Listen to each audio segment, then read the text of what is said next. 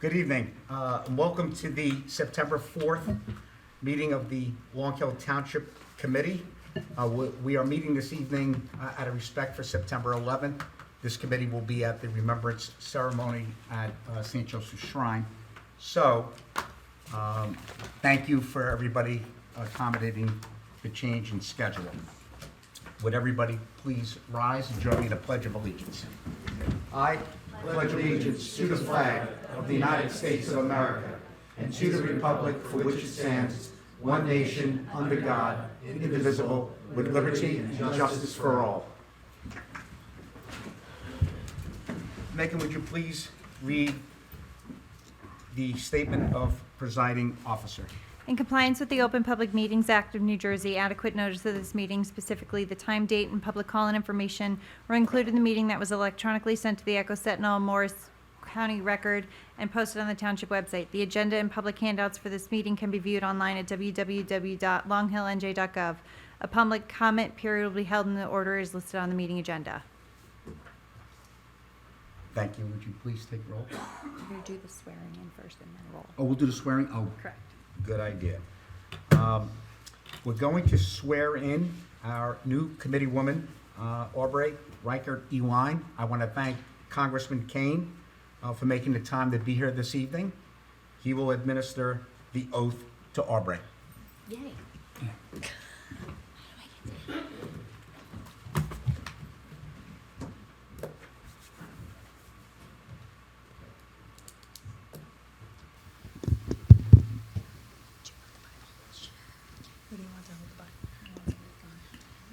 Yes, as all of your family should be coming up right now. Come up, family. This is a wonderful day. Right, thank you. Give this to you. Okay? I should have read ahead. You should have one hand on the Bible, one hand up. Are you gonna hold this? Can you? Are you capable?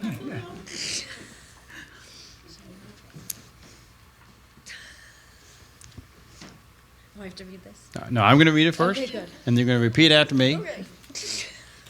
I state your name, I, Aubrey Reichert-Eline, do solemnly swear do solemnly swear that I will support the Constitution that I will support the Constitution of the United States of the United States and the state of New Jersey, and the state of New Jersey, that I will bear true faith and allegiance that I will bear true faith and allegiance to the same and to the governments established in the United States to the same and to the governments established in the United States and in this state, and in this state, under the authority of the people, under the authority of the people, and that I will faithfully, impartially, and justly perform and that I will faithfully, impartially, and justly perform all of the duties of the Office of Township Committee all of the duties of the Office of Township Committee according to the best of my ability, according to the best of my ability, and that I will not use my office to grant preferential treatment and that I will not use my office to grant preferential treatment, nor seek personal gain, nor to seek personal gain, favor, or advantage favor, or advantage not available to the general public. not available to the general public. So help me God. So help me God. Congratulations.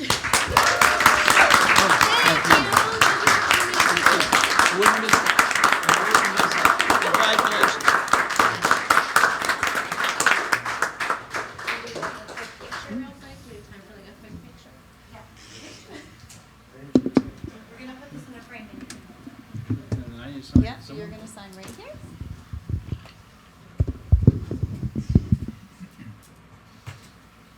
And so, Aubrey, while we're waiting, could you introduce your family?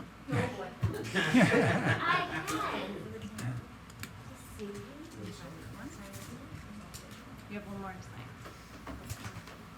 All right, so for the town, this is my husband, Dan. He's the baby. Definitely my better half. My mom, my daughter Grace, and my father.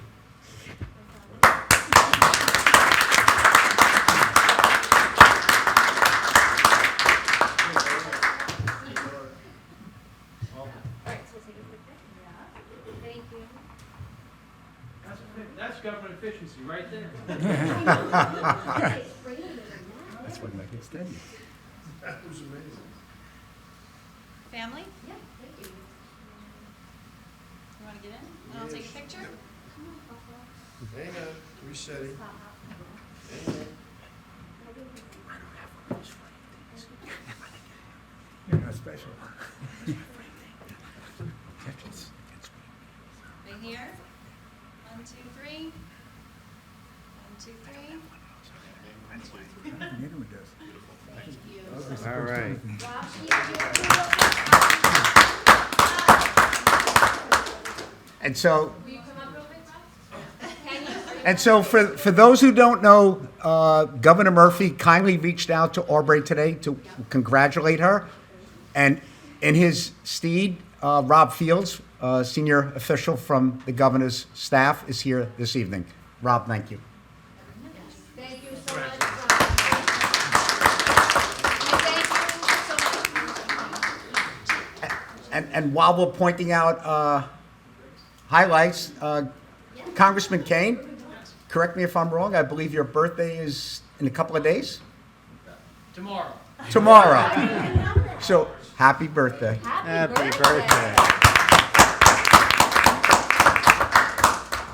Thank you. I appreciate you guys taking the time to So, come. Thank you. so Megan, can we take roll now? Yes. Thank you. Committeeman Dorsey? Here. Committeeman Reichert, Committeewoman Reichert Eline? Here, present. Committeeman Verleza? Present. Deputy Mayor Lavender? Present. Mayor Paserchia? Present. So we have a couple of proclamations this evening. By coincidence, Grace Eline, who is a hero for all of us here in Long Hill Township, and in honor of Pediatric Cancer Awareness Month, I believe we have a plaque, but Grace, would you be able to say a few words? I do this to you every year, so.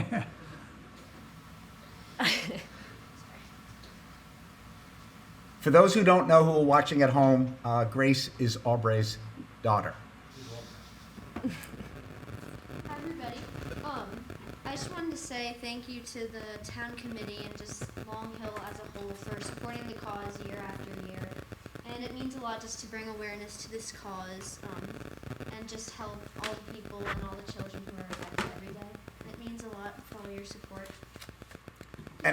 And Grace, I apologize, and I'm probably getting some glaring eyes from Megan. I should read the proclamation before we actually give it to you, so I'm going to read it now.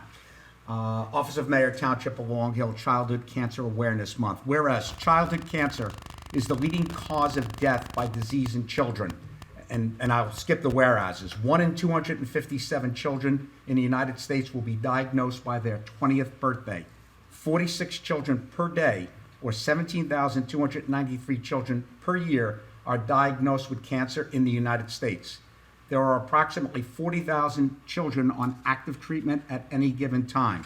The average age of diagnosis is 6 years old compared to 66 years old for adults. 80% of childhood cancer patients are diagnosed late, and metastatic disease. On average, there has been an increase in incidence per year since the mid-1970s, resulting in an overall incidence increase of 24% over the last 40 years. 2/3 of childhood cancer patients will have chronic health conditions as a result of their treatment toxicity, with 1/4 being classified as severe to life-threatening. Approximately 1/2 of childhood cancer families rate associated financial toxicity due to out-of-pocket expenses as considerable to severe. In the last 20 years, only 4 new drugs have been approved by the FDA to specifically treat childhood cancer. The National Cancer Institute recognizes the unique research needs of childhood cancer and the associated need for increased funding to carry this out. Hundreds of nonprofit organizations at the local and national level, including the With Grace Initiative and many others, are helping children with cancer and their families cope through educational, emotional, and financial support. Researchers and healthcare professionals work diligently, dedicating their expertise to treat and cure cancer, children with cancer. Whereas too many children are affected by this deadly disease, and more must be done to raise awareness and find a cure. Now, therefore, I, Guy Paserchia, Mayor of Long Hill Township, do hereby proclaim September 2024 as Childhood Cancer Awareness Month in Long Hill Township. I encourage all Americans to observe Childhood Cancer Awareness Month and support this cause that so deeply impacts families in every community across our country. So, Grace, I want to give this to you. Thank you, and we'll have our team. We have some So volunteers here also from the organization. Would Aubrey Yeah. or Bree, okay? Matt, Aubrey, would you mind introducing them? Yes. So we have Florencia Squisiato, who is an outstanding director and key leader on our team. We cannot get anything done without her, thankfully. And her sidekick, Christina Rosati, also a key leader that gets things done for our organization so we can help more kids, as well as Wako, I think, is there, right? I don't know if anybody else is with you. You can come on up. But I'd also like to highlight, one, the importance of the awareness that this town shows year over year for childhood cancer, as well as, and this all started when Grace was diagnosed, and there's been other children in this town that have also been sadly affected by childhood cancer, so we're very thankful for the support that we get from the town. And I'd also like to highlight both Rob, who's here from the governor's office, was instrumental when we worked with Governor Murphy in terms of the state level appropriations that we've gotten to create a pediatric cancer research center of excellence down at Rutgers Cancer Institute. So thankful for Rob and the governor's team for that support, as well as Congressman Kane.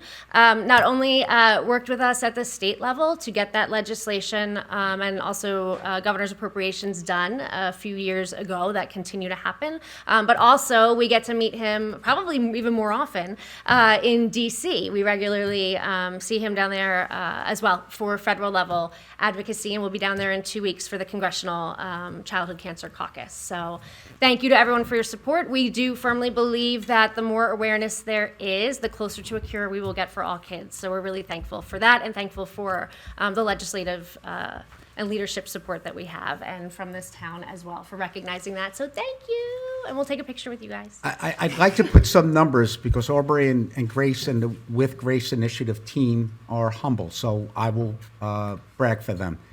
As a result of their efforts, working with Governor Murphy, Rob Fields, who was here this evening, $10 million has been in the state budget for how many years now? 4? 4 years. Before that, it was de minimis, I believe. Yeah, there was none. There was none. That would qualify as de minimis. And New Jersey is number 3 in the country for incidence rates of childhood cancer, so it means a lot to have So that here. thank you, Governor Murphy and his staff. Thank you to With Grace Initiative team. Thank you, Grace and Aubrey in particular. Also, at the federal level, as a result of a relationship, which is an interesting story, you can read it on the With Grace Initiative website. One thing led to another.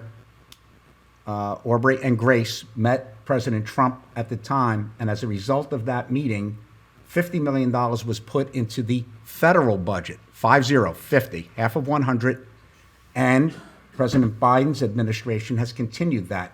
So that goes back 5 years now. And actually, just one thing I wanted to point out, even though children, when they're diagnosed, the good news is, and correct my math if it's wrong, sometime back, pediatric cancer, 80% of the children did not survive. The great news is 80% survive today. The challenge, which I did not know until I spoke with Aubrey and Grace, is there are challenges that come with the treatment that a young body undergoes.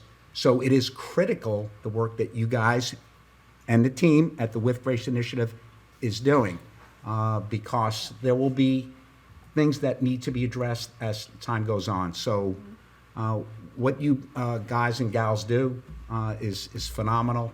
And from the bottom of our heart, I speak on behalf of the community. Thank you. Yep, and we try and make Long Hill proud. So, actually, if I, Let's take a picture. I would like the entire committee to come down and take this photograph if we could. Is that okay? Come to if you want. I know it's a big picture, but I'd like to have Congressman Kane and Rob Fields come up as well. The Congressman's here. So, Megan, are you a photographer tonight?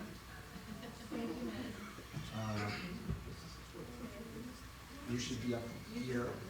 I'm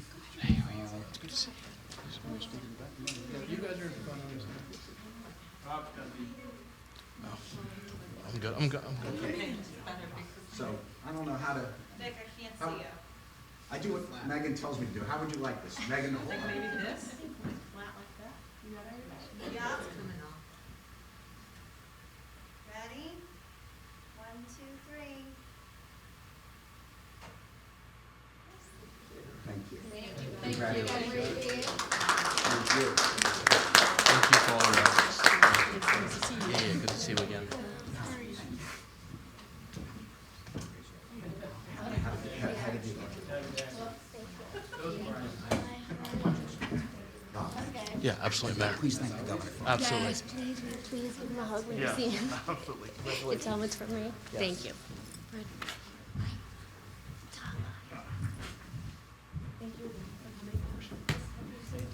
Yep, see you.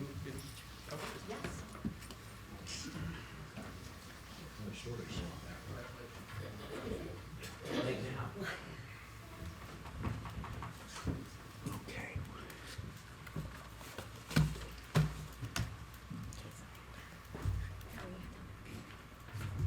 So Dan, don't worry, Aubrey will be home probably by midnight.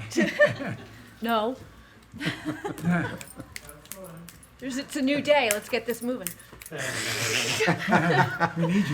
Oh, I was afraid of that. right? I haven't eaten. Let's go. Okay, here we go. Up next, we have a proclamation for Committeeman Brendan Ray. Brendan and I ran together back in 2013. He has served in many roles, and I'll read the proclamation. And he's recently moved out of town, so he had to step down, and this is a proclamation in his honor. Whereas thousands of individuals offer their services and time to various endeavors without expectations of any personal remuneration other than satisfaction in knowing they have helped others.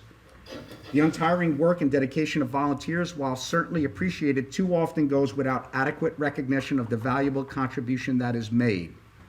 Brendan Ray has dedicated many years to this community by being elected to the Township Committee in 2013 and serving as deputy mayor in 2014, 2017, and 2021, and serving as mayor in 2015 and 2020. Brendan served this community through his years of service on the Board of Education, HPAC, Open Space, Shade Tree Commission, and Planning Board. Brendan has demonstrated the spirit of volunteerism through his many years of dedication to the township on the Millington Volunteer Fire Company as president. Whereas for Brendan's leadership and actions as the mayor during COVID-19 and the pandemic, his quick assessment and leadership played a critical role in keeping the township residents and employees safe, allowing the employees to be able to run the offices fully operational and keeping the health risk to a minimum in Long Hill Township. Therefore, be it proclaimed that on September 4th, 2024, the Township Committee of the Township of Long Hill in the County of Morris, State of New Jersey, on behalf of the residents and staff of Long Hill Township, does hereby extend deepest thanks and appreciation for his long service to the township. Mayor Guy Pacercio. And I know Brendan couldn't make it here tonight. Hopefully he is watching, but if not, he can watch it on the link. Is Brendan online? No, okay. Well, it will be posted for posterity. We are one of the few towns, I believe, that post these meetings certainly within 24 hours. So, You want to take a picture? Take it over to him. You what, want to take a picture or no? with the Township Committee, I guess, because he served with all of us. No.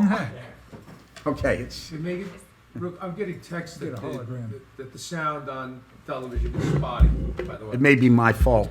Can whoever sent, how about now? Sound on Zoom, I'm sorry. Zoom. How about now? Because I don't think I was using the mic. That could be my fault. Here, I don't know. Where's this my mic? That's your mic. That's my mic. All right. Could be why. Your mic? This one mine? Vic, let me know if there's still a problem, we can address it. Will do. All right, next on your agenda, item Number 6, ordinances. Ordinance 551-24, this is first reading introduction. An ordinance adding a lieutenant position to the police department organizational chart and amending Chapter 2 of the Township Code entitled Administration. I don't know, I mean, I'll read this. It's pretty straightforward. We're just adding a lieutenant's position, Jack, right? That's correct. Any questions, comments from the Township Committee? I'm not voting for this. I actually looked over the Falzarano report this morning, and it just, Mike's on. And it actually only had listed for 2 lieutenants in the organizational chart. I don't see the need for a third, and if we're putting the cart before the horse here, because, Guy, as you're aware, we've been trying to update the promotional policies for well over 5 years. We were stonewalled by an unscrupulous individual at one point. Then we started to do it again, and we said, let's hold off till we got a police director. And I know before, Lieutenant Chambrola was working with the Labor Council, Mr. Cohen at the time. Then we held off till we got a police director or a public safety director in.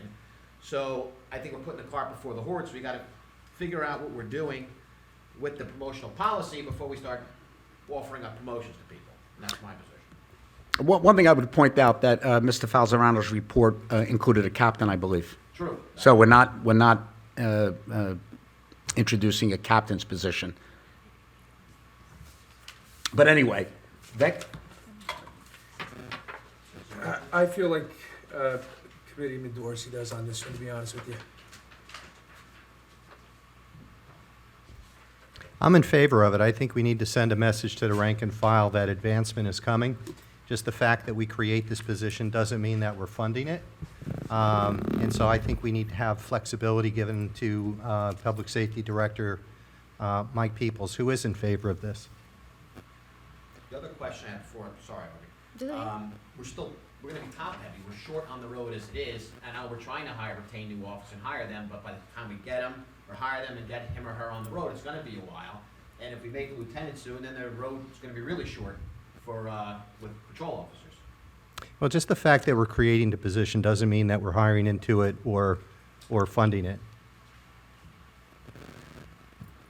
My call-outs are, again, like new and still learning and understanding is, and we've had open discussion about this in terms of understanding the overall plan and strategy, short-term, long-term, for the department as a whole, to better understand what positions we're adding, what positions could be added from a budget standpoint, as well as from what is the best decision to make in terms of what that makeup of the department should look like, to understand that before we're going forth and putting things in there.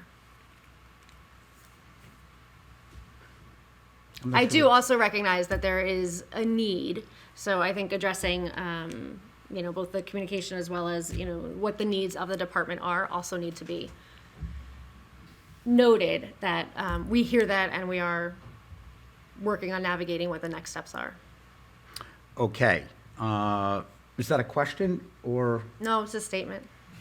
So somewhere in there, you support, don't support? Should we carry till you can better understand it, since this is your In my first opinion, meeting? yes, I think we should carry, because I think we should understand All right, motion to carry. the So overall. moved. I agree with that. All right, so we will carry this to a future meeting. Scott, you will not be here on the 25th, so I recommend we carry it to November. Does that sound good? October? We do October. Oh, Unless you want to carry it I was to like, what's November. happening? Why are we not doing October? I don't know why. Oh, geez. First meeting in October? Sounds reasonable? Okay, perfect. And I apologize, Aubrey, that's kind of a substantive thing to have to address in your first meeting on your first vote, so I just want more homework for it. fair enough. Ordinance 552-24, first reading introduction, an ordinance vacating a paper street known as Glenview Road. We had this conversation the other day, and Yes. we had a little trouble finding it. I don't know, Matt, you made it. Okay, you don't know where it is either. We It's found over it near on the tax Midville map. somewhere, Midville, I think, It's but, between Vicky's Place and Valley Road. But it took us a long time to find it on the map. We did it during our. ostensibly, what agenda prep exactly meeting. happens here? The township is vacating the public's right to use that as a public street. the township doesn't own paper streets, and that's a misconception a lot of people have. So all we're doing is giving up the public's right to use it. If there are any utilities underneath, we reserve easements for those utilities.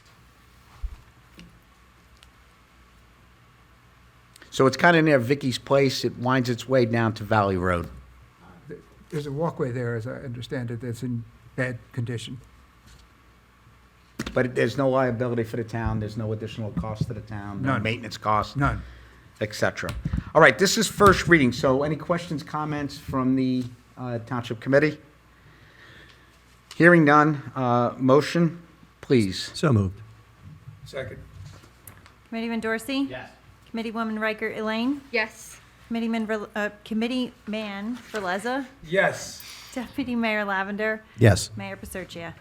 Yes, and this will be carried, or second reading, I should say, is scheduled for September 25th. Next up, ordinance 553-24, first reading. An ordinance concerning fees charged for copies of township records and amending Chapter 2 of the Township Code entitled Administration. Jack, that sounds like you. Yes, all this ordinance does is it updates the language for records requested in a different format. For instance, if you want a record that we have in Word and Excel, we have to provide that if possible. And what this does is it parrots the language of the new Oprah law and deletes the language from the old Oprah law. And that's a state law, the Oprah law. A state law, that's correct. Okay, Township Committee, comments, questions? What exactly are the fees? They will be set by the resolution. Okay.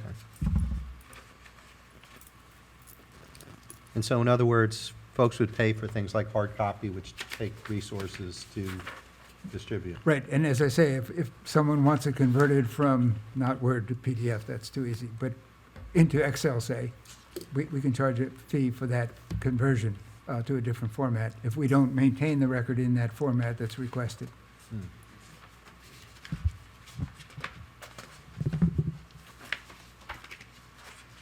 Everyone good? Looking for a motion. Oh, so moved. Second. Committeeman Dorsey? Yes. Committeewoman Riker Elaine? Yes. Committeeman Verleza? Yes. Deputy Mayor Lavender? Abstain. Mayor Paserchia? Yes. Second reading is scheduled for September 25th. Ordinance 548, second reading, adoption, amending an ordinance amending Section 146 of the Township Land Use Ordinance to include requirements for maintenance and repair of stormwater management systems. I'm going to read this one. So this would eliminate the $50 fee associated with private stormwater facilities. We are adopting it because the planning board has not given a consistency review. Well, did you want me to read that? But I am. It's too late now, as it is over 35 days. It's not controversial. If I remember, we felt it was not a fair charge to the property owner that is maintaining. That's correct, and technically, I would say the planning board doesn't even have to review this kind of ordinance that sets fees, but we're overly cautious and we send it to them. Fair enough. Now, this is second reading. So first, I'll turn it over to the Township Committee for comments or questions. So this is, we used to have a $50 fee we charged for, say, maintaining or cleaning, right? That's correct, and now we're Right, and so repealing they, that fee. Vic, since you're affected by that, I think you have to recuse, right? Yes. Okay. I think Megan was just telling him that. By the way, I'm getting messages that the voices are still spotty on Zoom. Even though we're using the mics. Correct. All right. I don't know if there's any way to address that in the immediate sense. Dan was here, but I think he has left. Just make sure you're speaking very clearly. All right. All right, so at this point, I'd like to open up the meeting to the public for ordinance 548-24. This is second reading, and that is the amending to eliminate the $50 fee associated with private stormwater facilities. Anyone in the courtroom? I don't see anybody. Megan, anybody at home? If anybody on Zoom would like to make a public comment, please raise your hand now. don't see anyone, Mayor. Thank you. So I'm going to close it to the public hearing, and I'm looking for a motion to adopt ordinance 548-24. So moved. Second. Committeeman Dorsey? Yes. Committeewoman Riker Elaine? Yep. Committeeman Verleza? Yes. Well, Abstain. abstain. Yes, I'd like to abstain. Deputy Mayor Lavender? Yes. Mayor Paserchia? Yes. All right, this is second reading, capital ordinance 549-24. An ordinance amending capital ordinance 546-24 entitled, an ordinance providing for various improvements appropriating $2,570,000, therefore from various funds of the township, and authorizing the appropriation funds for the purchase of a dump truck body and a purchase of a pickup truck for the Department of Public Works. I want to be clear, we talked about it at the last meeting, but not everybody in the public who's here tonight was there, and some of the folks at home may not have been here. There is no additional cost, simply switching the original approval of a large dump truck to purchase a dump truck body and pickup truck with a snow plow. So if there are any questions, we do have DPW Director Al Gallo here. First I'll turn it over to the Township Committee if you have any questions or comments. I know we've gone over this. I don't see any. So what I'll do is open it up to the public, again, just for 549-24. Comments or questions? I see David is waving. Does he want to come up, or what does David want to do? You're welcome to come to the mic.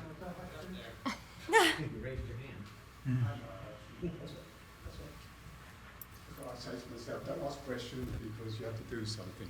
David Hans, Sterling, Long Hill. 2.57 millions for a dump truck? No, that's the Just go through and explain. that's the total I'm sure. that I'm was sure. approved. Embedded in that How is much? that dump truck. How much? I honestly don't know. How much is that portion, Al? The original purchase was 280 and 249. Yeah, we saved 280,000? initially, yes. But now it's 240. So actually, it's a savings of So 40. you save money. For those at home that couldn't hear what Director Gallo said, the original purchase was $280,000. The replacement's $240,000. So I imagine the 2570 was slightly higher because it has to reduce by 40,000. Anybody at home, Megan? If anybody on Zoom would like to make a public comment, please raise your hand now. I don't see anyone, Mayor. Thank you, Megan. Looking for a motion to adopt 549-24. So moved. Second. Committeeman Dorsey? Yes. Committeewoman Riker Elaine? Yes. Committeeman Verleza? Yes. Deputy Mayor Lavender? Yes. Mayor Paserchia? Yes. Okay, ordinance 550-24, second reading for adoption. Amending Chapter 29 of the Township Code entitled Uniform Construction Code and Construction Requirements. We are amending it to be consistent with the DCA rule. Is it a new rule, Jack? No, I think it's been around a while. Who knows how long it's been in the ordinance? But in any event, our ordinance says you can't get a refund after 45 days, but that's not authorized by the DCA rule. So we're deleting that 45-day time. Is there a deadline? There is no deadline, no. So we're removing the 45 days? Correct. Understood. Is that the only change? That's the only change. Okay.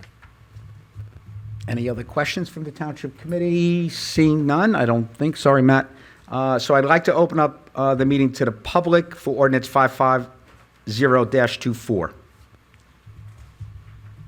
Seeing none. Megan at home? Anybody on Zoom would like to make a public comment, please raise your hand now. I don't see anyone, Mayor. Thank you, Megan. Would you kindly take roll? Is there a motion? Oh, sorry. So moved. Second. Committeeman Dorsey? Yes. Committeewoman Riker Elaine? Yes. Committeeman Verleza? Yes. Deputy Mayor Lavender? Yes. Mayor Paserchia? Yes, you're such a stickler, Megan. Consent agenda. Are there any resolutions that need to be pulled I just have a question, doesn't need to be pulled though. Sure. On 232, for the infamous money pit, as I call it, is that the lowest possible bidder we have? Oh, yeah. Or where's that money come from to pay for that? Because, This was the HPAC grant that we received. oh, okay, is this a grant money? All right, that's fine. Thank you. Which one was that, Matt? The one about the, What number? 232. 232, waterproof in the basement or something. Oh, It's yeah. on page 15.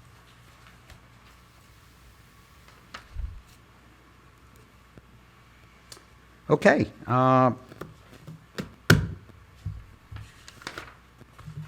Looking for a motion then? I'd like to add something to this. I Sure. know last time we Ah. had a little bit of a deadlock on appointing Ken Fulliger as Deputy OEM Director.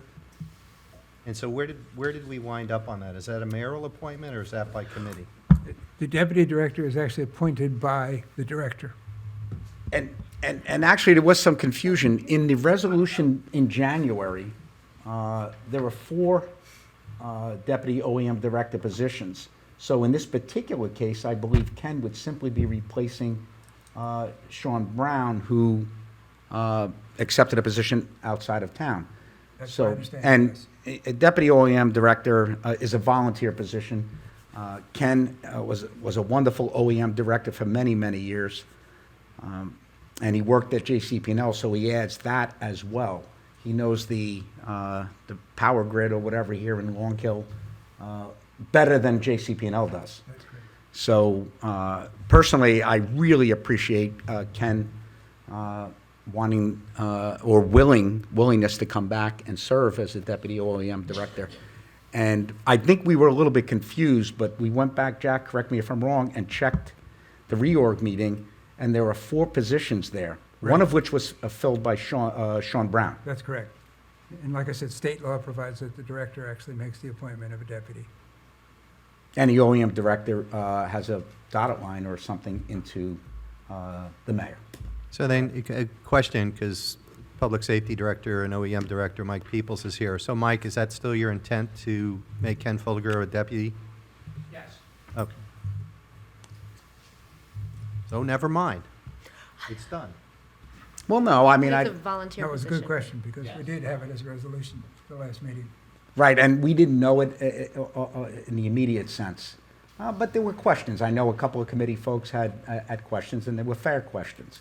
But upon review, we realized there's an opening there. We realized the appropriate authority has the authority to appoint that position, that person.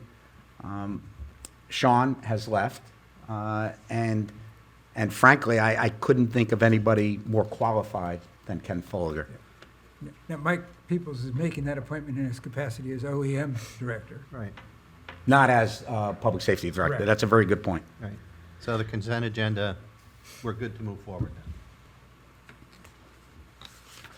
You would just add it to the consent, then, you're saying? Well, we did, we We don't did. need to add it because it's done. Correct. Ah, okay.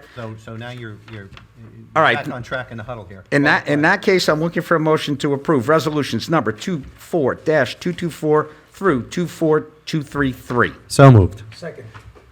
Megan?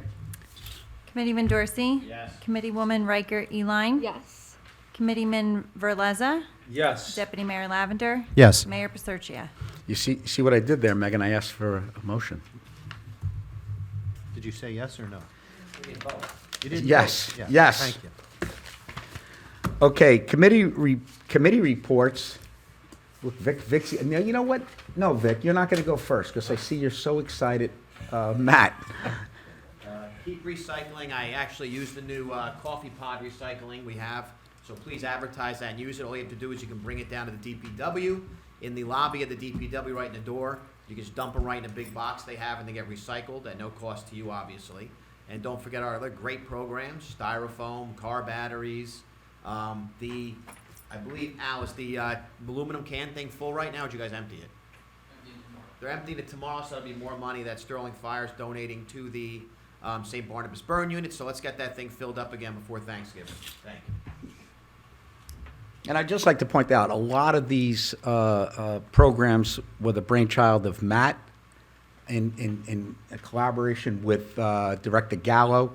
Long Hill Township is at the forefront of recycling. We have other communities that come and use the services that are provided by the DPW department, so big shout out to them. That's it. Scott? Nothing here. I have stuff. Oh. No, I could. You go. No, I'll about clean up. No, after Are you sure? Yes. I have a list too.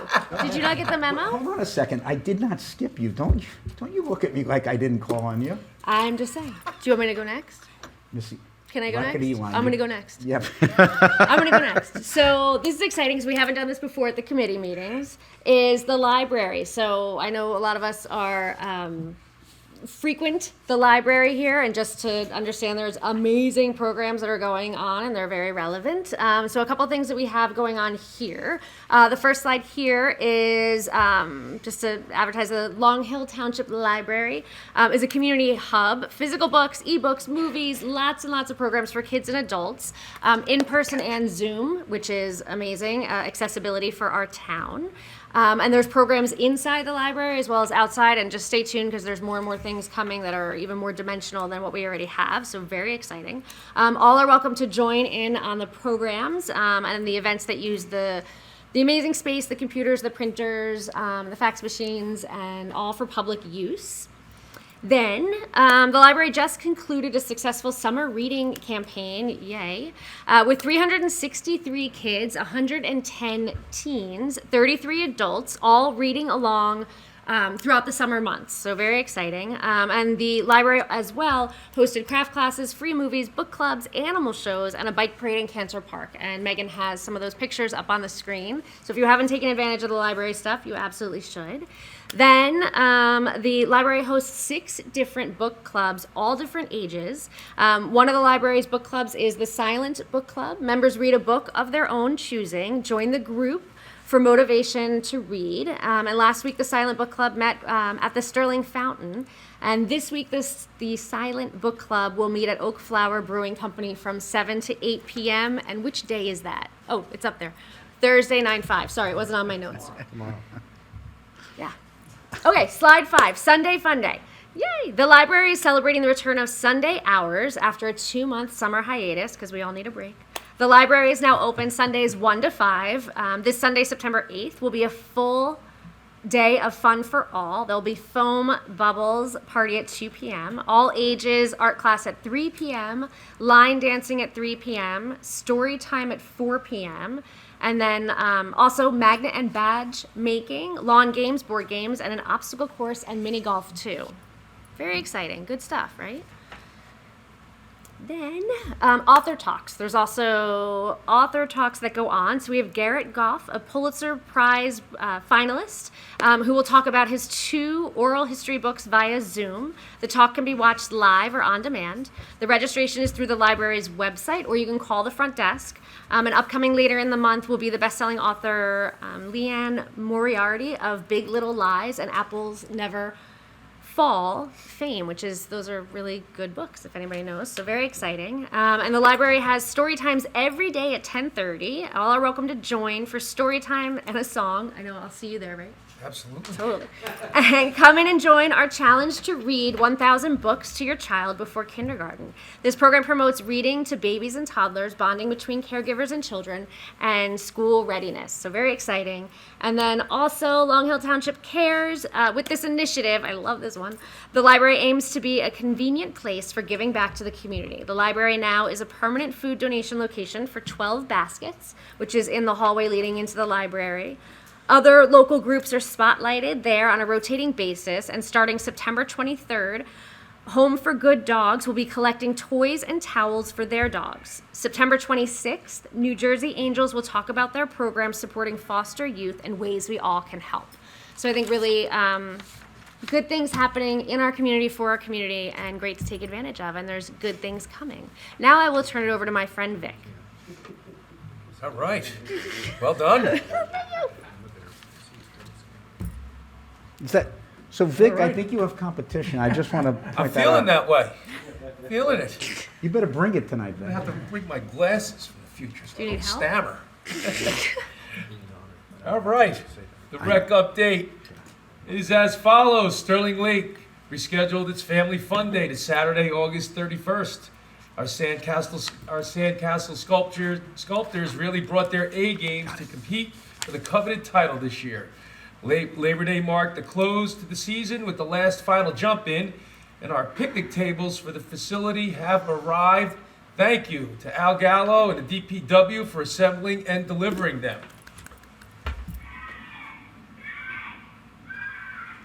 You can't hear. I don't know, but I'm hearing something here. All right. Sterling Lake thing, cool. So that was the, I have some sound effects going on here. I know. no, that was the video of the final 2024 jump-in at Oh, Sterling cute. Lake.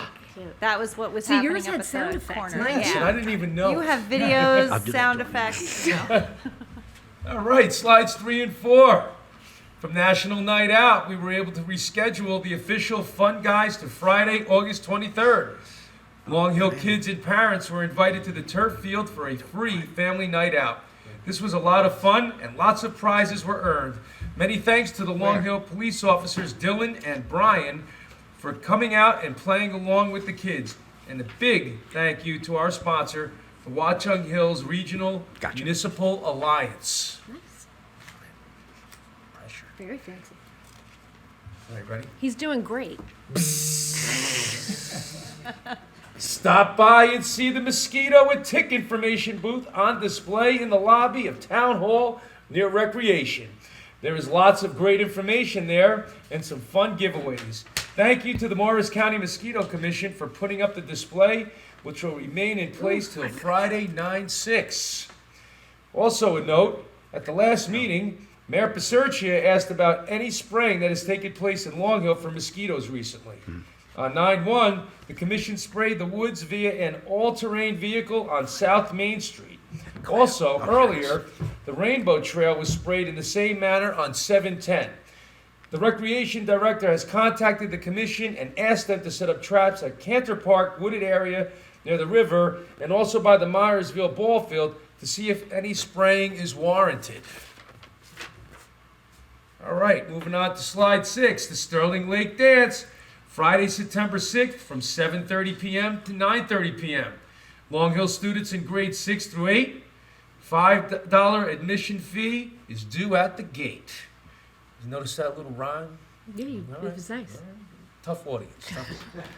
Long Hill students in, check out the website for more information and the permission slip, which must be signed by both parent and student for admission to the dance. Note, this is a weather-dependent event and will be canceled in the event of bad weather.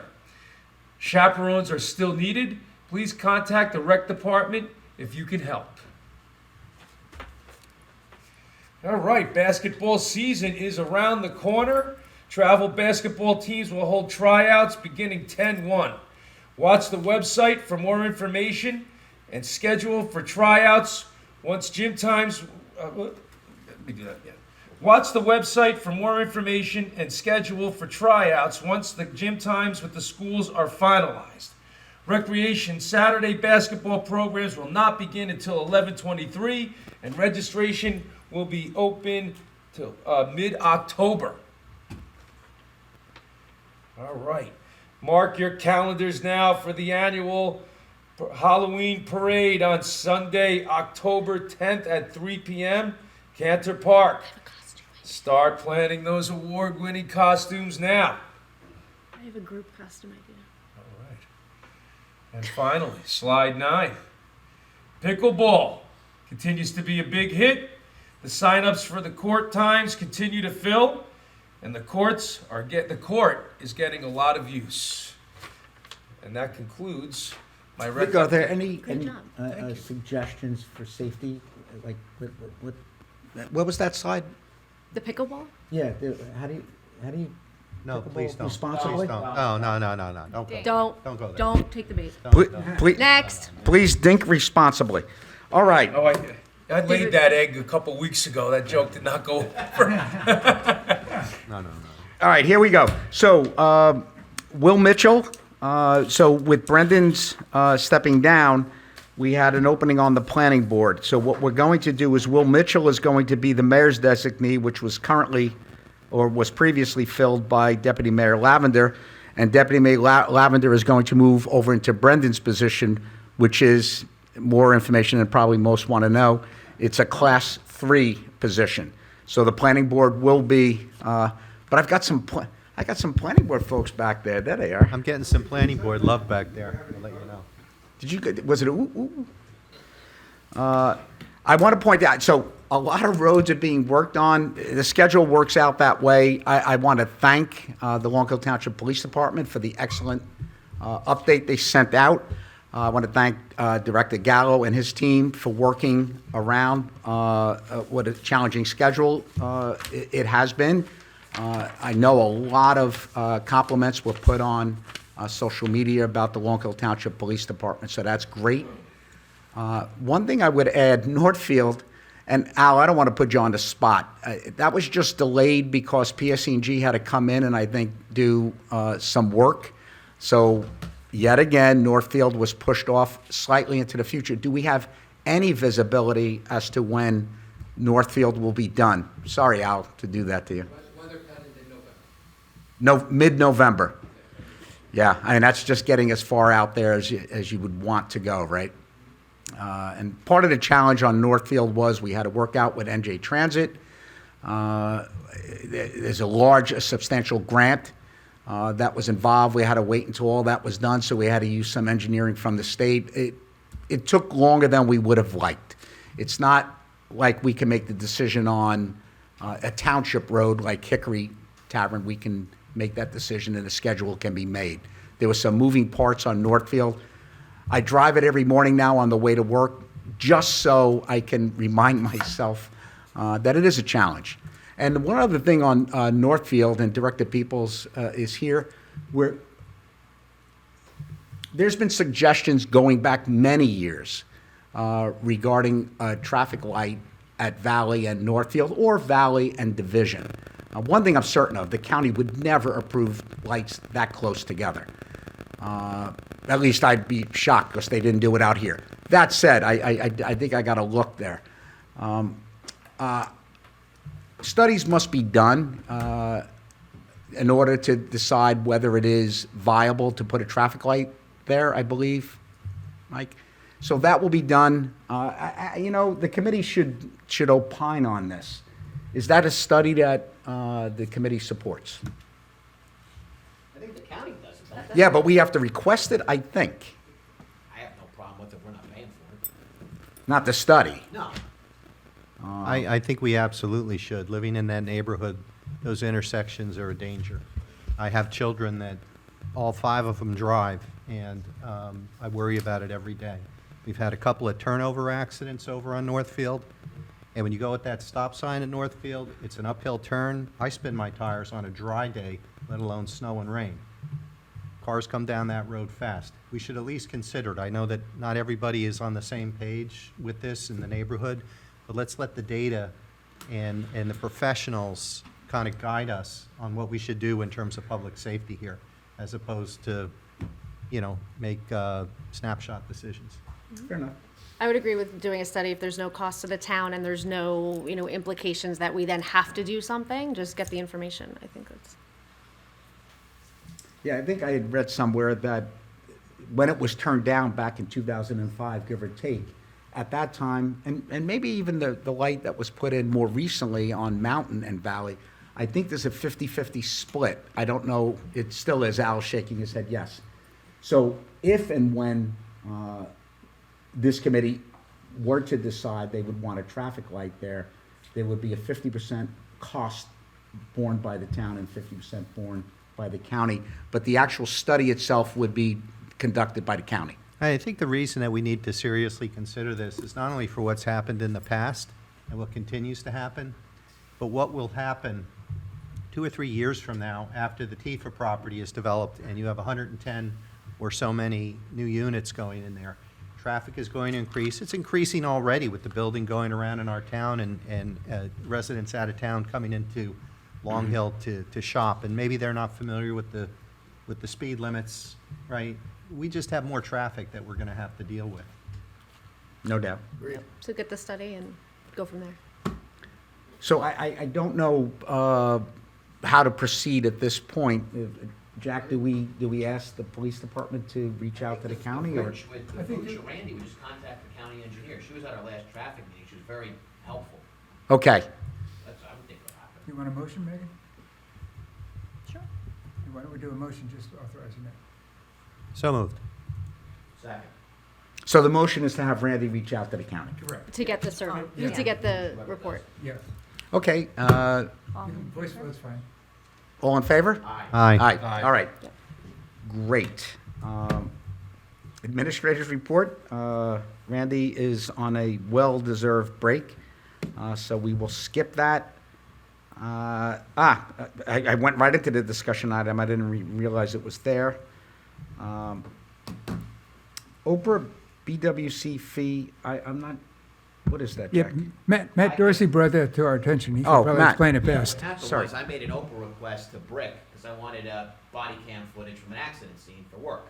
And I wanted that in the report. So I get the email back, and they obviously the reports are free, it's an Oprah request. But I got a bill for like $300 if I wanted the body cam footage.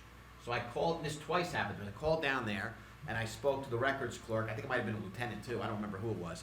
And they explained that, and I know from talking to our officers that do it in other departments who I'm friends with, it's a very time-consuming to properly redact the body cam footage. I watched one the other day, and they had to keep redacting it every time the officer held up the driver's license. So, I know it's time-consuming, so, and it takes, I don't know who does it over, I think it's Cliff now that does it, is that right? Yes. Maros does it, and it's just for a simple Oprah request for maybe a 20-minute body cam could take hours to do. So what these departments, these towns are doing is charging the cost for the least expensive person that's qualified to do it to fill these Oprah requests. And I don't think it's not like they're charging a premium, it's whatever the hourly rate may be for that employee. So at that point, I think in one town where I asked, it's a lieutenant that has to do it, so the hourly rate is high. In our town, it'd be lower because we have a civilian doing it. So it's basically a chance to offset the cost for something that's very extremely time consuming to generate. It's not like they can just look at an accident report and even redact the birth date and send it out. That takes a matter of seconds. This is hours and hours of time for a very simple video. And the MVR too, which is the So, camera on the car. what are you proposing? That we look into charging a fee for when people want, for the redactions for body cams and or the MVR, which is the mobile video recorder, on the police cars for stuff that has to be redacted out. It's not something you just do real quick, it's time consuming. Have you discussed this with the police department? I don't know, I sent an email to everybody, nobody objected to it. They certainly won't object. No, they have to do the work regardless. Right, so, and we've talked about it, and Megan and I have talked about it, that we'll do an ordinance updating some of the other Okay. Oprah fees as authorized by the new legislation. So, So we'll have that for the next meeting. in Understood. Draft form for discussion, if possible. So maybe with Mike here, maybe he takes that back and he works on it and brings us back, because that's Mike's job. We should let Mike do his job as opposed to us. Well, it's Jack's job, it's an ordinance.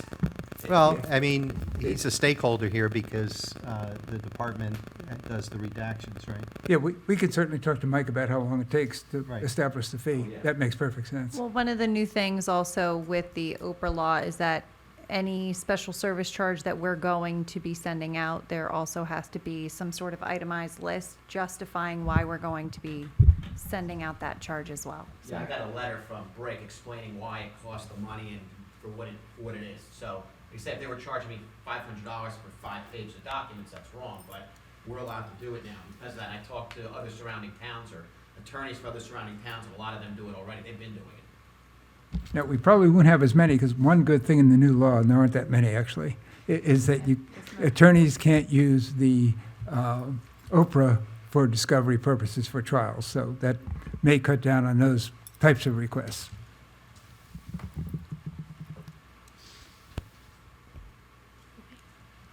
thank you. Okay, so you'll work on an ordinance and Yep, we'll have for the next Hopefully meeting. we'll have a for the- draft for a draft for the next meeting. We can do it as first reading, or we can just introduce it for, Exactly. to discuss further. Okay. And that next part is attached to the construction records. It just looks a little funny, right? So the amending the 24 fee schedule? So that was if you wanted to start charging a fee for the construction records clearance. At the last township committee meeting, Oh. you guys passed the ordinance requiring any individual selling their house that they had to make sure that there was no open permits. Right. Other towns are charging between $50 and $100. It is a little time consuming for the construction department because not only do they go on our portal to make sure that the current permits are closed, but they also go back and we have property records cards that they also make sure that are closed out. So I don't know if you guys wanted to set a fee. It's completely up to you, but it would be in our fee schedule. So if you wanted to do that, you can. Yeah, I know Jeff was here at the last meeting and he explained it. It made sense to me. I don't know if we should put it into how to proceed here. Should it be part of a If you want to have consent a fee, agenda? we'll make it part of the fee resolution.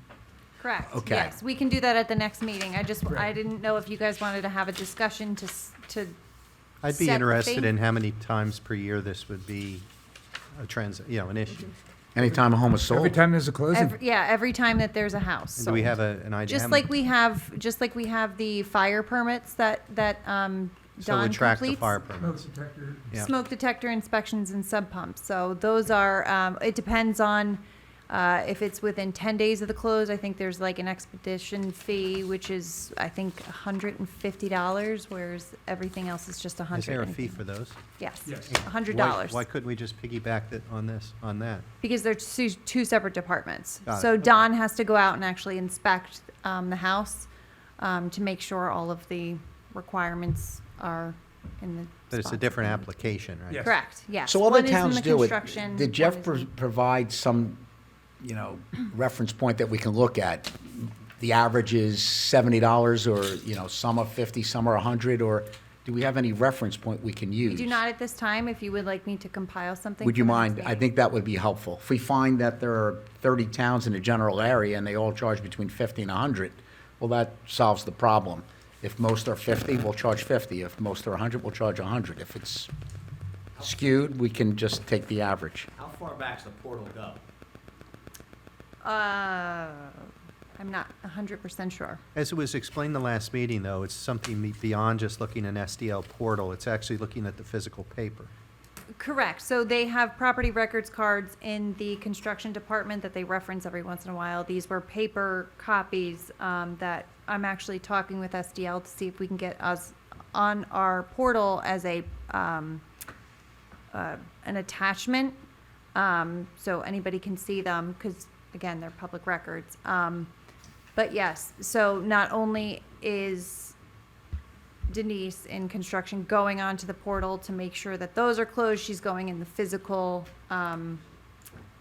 construction files to make sure all of the inspections were completed, and then she's also referencing those paper cards from the early times. Okay, So I'll compile a list and bring it to you guys for the next time. I appreciate that, Megan. So, I'm sorry, Vic? No, perfect. That's Okay, old, new business? Oh, yeah, new business. Can we discuss the appropriate authority? I asked about it last time, and it wasn't on the agenda this time, to bringing the administrator back as the appropriate authority. That's my position. That was in the Falzarano report. And when we didn't have that, we didn't have any supervision. We saw what happens. So I actually spoke to Bob about that and asked him for a clarification because I did see an email back from him explaining what he had in the report. And he and I talked, and he said, no, he completely understood that when we hired Mike as an extension of Randy, Mike with the professional experience, law enforcement experience, reporting to Randy, it was entirely appropriate for Mike to be the appropriate authority. And in fact, we sat in this committee and we said we were bringing in the public safety director to call balls and strikes as appropriate authority. So there was some misunderstanding on that. Hopefully that's cleared up. I'll ask Bobby myself, but still, whether he agrees with me or not, I still think there should be some supervision. And it was you, Scott, that said everything should go through the administrator. So that's a way for insulate everybody here and plus provide some supervision and control around what goes on. And if you want to start a land war in Russia too, I'm not following that thing either.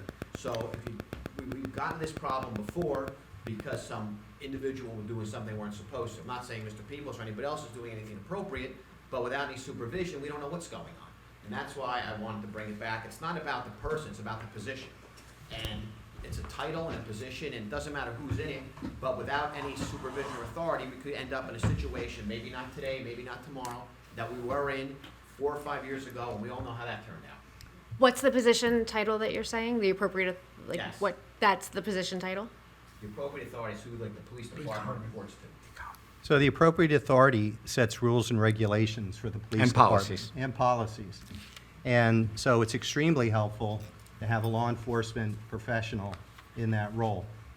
Now, if we look at Harding, it happens to be that Mr. Falzarano is both administrator and appropriate authority because he holds both of those types of expertise. He was a police chief, right? Randy doesn't have that expertise. He's a civilian. We have somebody here that we hired for that role. It was very clear that that was one of the conditions for the job coming in. I think it would be a little disingenuous of this committee to change that. Yeah, I mean, I feel very strongly that the person with experience should be the appropriate authority. Thank For example, you know, I don't like speaking about other towns, but Mendon Borough just moved to a public safety director, and what they did is they removed the police chief from their ordinance, and the public safety director there not only has rules, regs, and policies, but is also in charge of operations. So, and from what and they passed it. So my understanding is, the delay here has been because we've been trying to work it out with the prosecutor. My understanding is Mendon Borough did clear their ordinance with the prosecutor and with the State Police Chiefs Association. So I think to some degree, we're making a mountain out of a molehill. We're not reinventing anything here. As far as whether Randy, who I have a great deal of respect for, as a CFO and as an administrator, I wouldn't ask him to write rules, regulations, and policies. And as a consultant. And as a consultant. That's a good point. Randy is a consultant. Right. That's right. Right, we're at equilibrium right now with the situation with regard to the prosecutor's office. We're not taking the chief's position out. We're staying as is. And so, you know, it's time for Mike to move forward and be empowered to do what he needs to do. And one of the things we're doing by holding this up and splitting these crumbs in half is we're not moving forward on a new police station. That's the next thing on his task, is to identify a place where we can get this police station going and you know, figure out what it has to hold, where it has to be, how much it's going to cost, and let's move forward. Vic, you were saying something. No, look, my take on it was that Director Peoples was going to, you know, be the appropriate authority as far as rules, regulations, and policies for the police department Correct. to be carried out by the officer in charge, and that technically that Randy was the, you know, as the township administrator was the supervisor. So technically, you know, Still is. right. So then, you know, he wouldn't. I don't think Randy would be the one writing these policies. If he, I think that just technically what we're acknowledging is that Randy is the supervisor. That was my take on it. Mine as well. Right. So then I think that we're all on point. I mean, I think we made clear that there needs to be a good relationship between our public safety director and Randy. And Randy's here on a day-to-day basis. And who more qualified to, you know, to have a relationship and an observance as what's going on as someone that's here, not us. We're not here as often enough, in my opinion. Right, I mean, and that's the administrator, granted, Randy is a consultant, but he serves in the role of administrator and CFO. The recreation director, Lisa Scanlon, reports to Randy. Director Right. Al Gallo reports to Randy. But that's So a little from different than what we were reporting saying, though, structure- as far as appropriate authority was concerned. I think my take on it that I just mentioned is a little different than what was brought to the floor earlier, and I think we need to make sure that we have clarification on that. I think we're all comfortable with Director Peoples writing those. That's what he does, and he's great at it. So, the officer in charge, it's appropriate to have the officer in charge carry those, those rules, regulations, policies, and procedures out. But nonetheless, Randy, as our township administrator, is technically the supervisor. So I think I just want to be clear on it. Are you clear on what the org chart is? I'm sorry? Are you clear on what the org chart is? Yes, that was my Okay, interpretation on it. so recite to me exactly what the chain of authority is. I thought that it was the township committee. Where does the officer in charge report to? We don't know. It reports to the appropriate authority. And so, So the officer in charge would technically would be Randy, I believe. No. I'm sorry, Peoples and then Peoples to. So for folks at home, the term appropriate authority is a state defined term, right, Mike?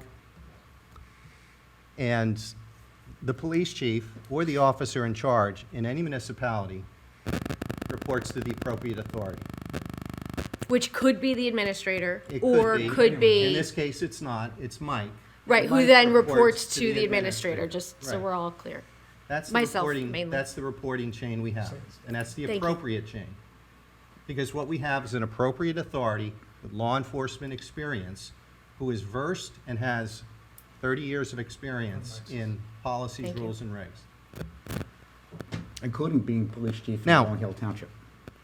It's a partnership between Randy and Mike, because Randy controls the money, right? Because Randy is the CFO and he's the administrator. And so whatever Mike needs to fund and run a department, he has to go to Randy for approval. Get it? Understood, but I think that we're. No, what you don't want is an ambiguous reporting chain. We had that when we made this committee the appropriate authority 2 years ago. And that was a disaster.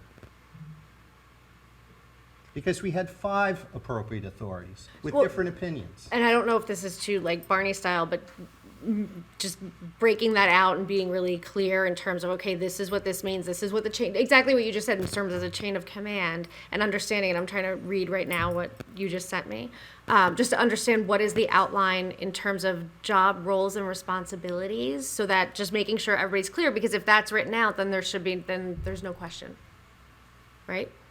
In theory? Yeah, it's set by this state law that I gave Right. to you. Yep, thank you, so I'm just scanning that right now. Can we move on? Yeah, I think so.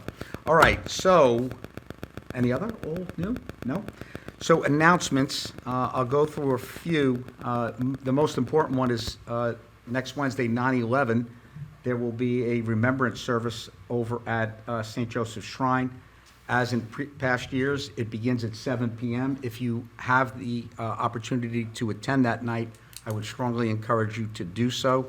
It is a moving ceremony, and one that we took significantly enough on this committee to change next week's meeting to tonight, so each of us could attend that remembrance. And where is that?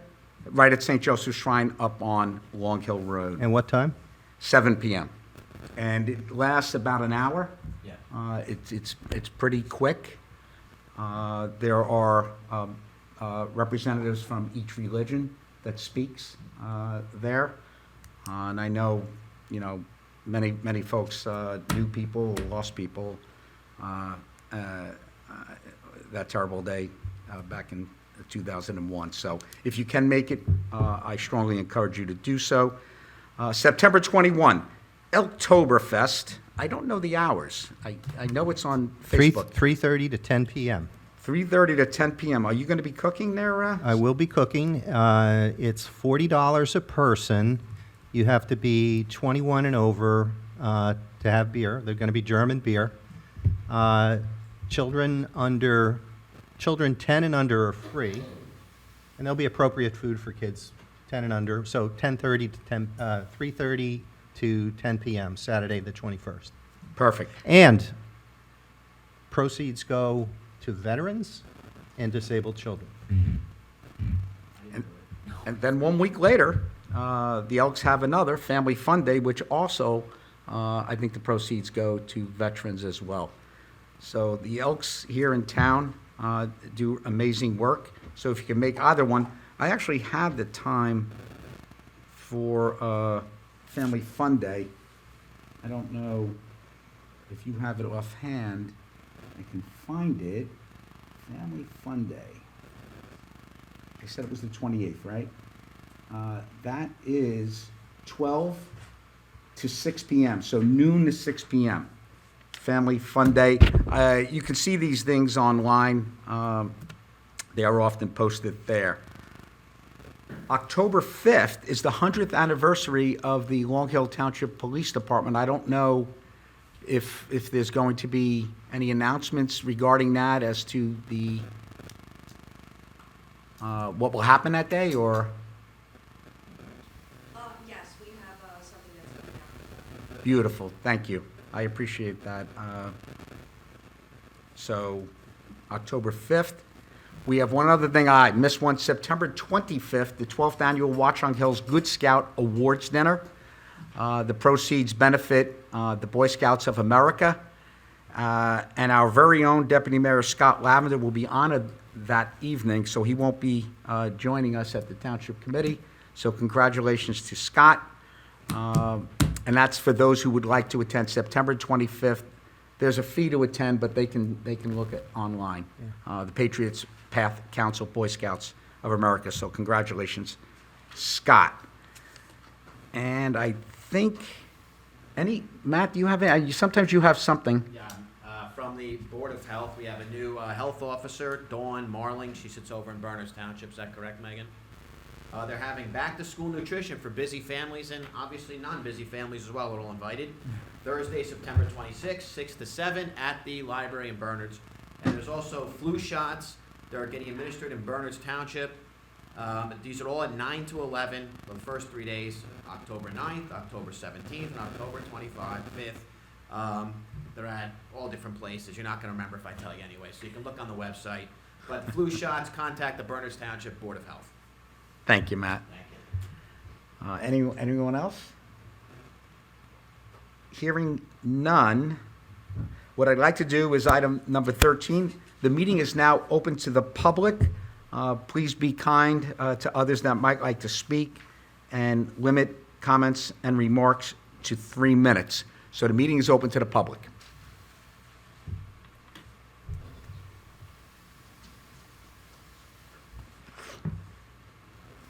Good evening, Frank Liberato, Heritage Road. First, I want to welcome our new committee member. Congratulations. Thank you. Good luck. Thank you. Got a lot of stuff ahead of yourselves, Thank you. so I'm sure you're going to have your hands full.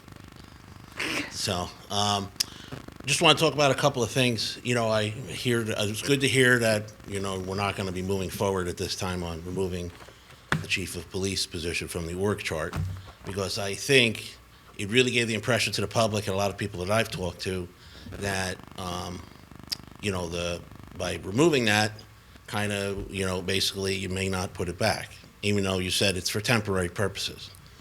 And it gives the public the impression, you know, that Director Peoples, who is very well trained in what he's doing, and, you know, is excellent in, you know, his background, gives the public the impression, well, he's going to basically be the quasi-chief, and they're not going to fill that position that we've historically had.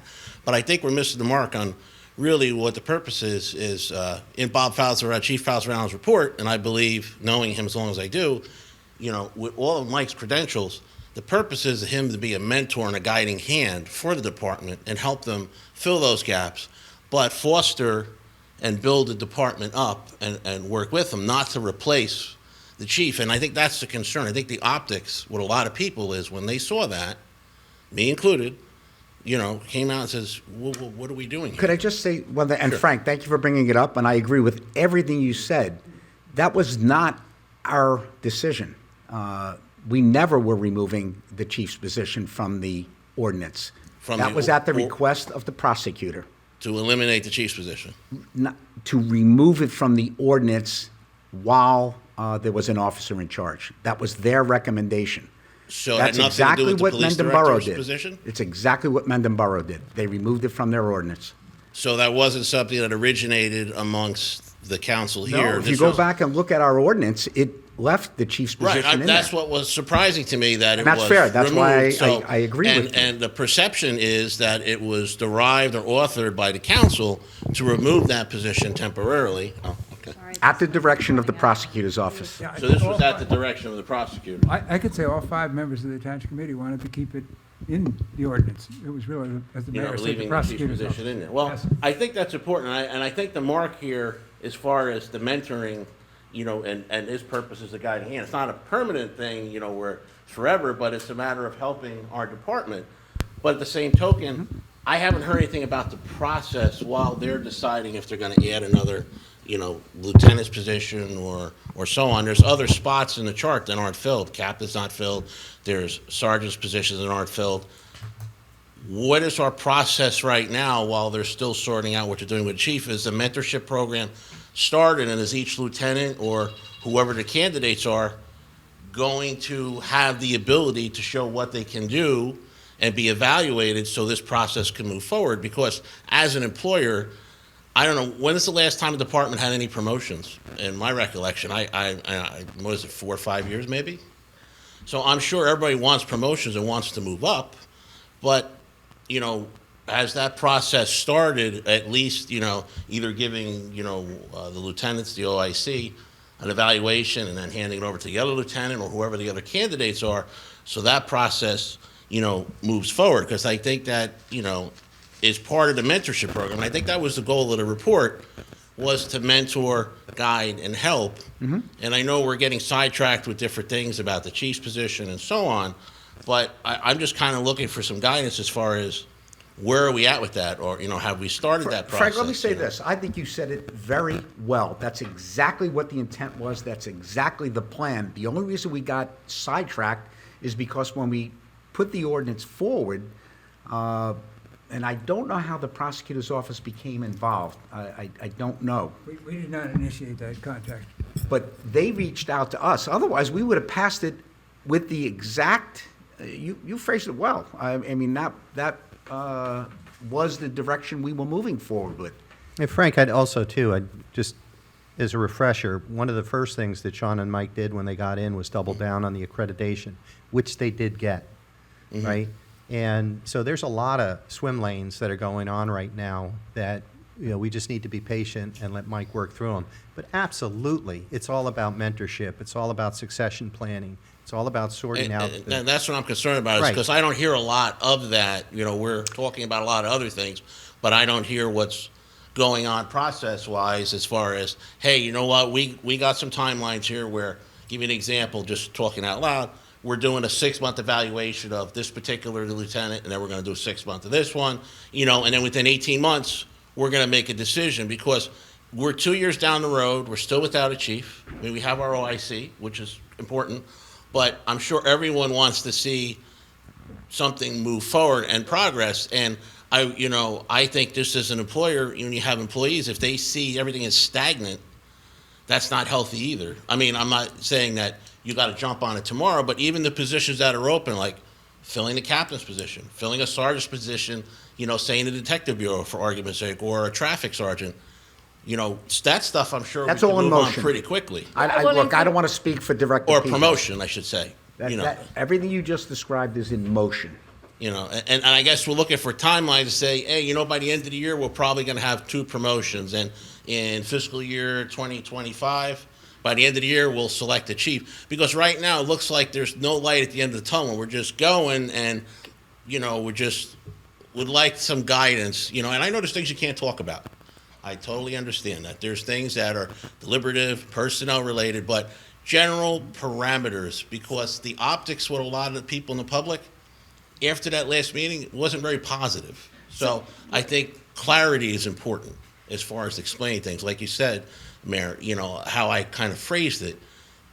I thought you said it well, Frank. I think just people need to understand, that's all. I think that's all what, it is. yep, nope, I think it's a good call out, that there needs to be transparency and communication with it. And I think based on just even, how we, the limbs, how we even, you know, voted before in terms of adding a position, not adding a position. It's nothing, you know, definitely addressing that there's needs within the department, both from, hearing the call outs from the leadership perspective as well as the call outs, from the team itself. And I think as a unit, or at least me, like being new, I think I agree, we need transparency to that. We need to understand what the whole plan is, both short-term and long-term, and there may be temporary pieces to it, and there may be permanent pieces to it, and the strategy, all of that, agree. And I think that's something that we demonstrated tonight, that I know I want to hear it, and I think the way we voted showed that we want to hear it.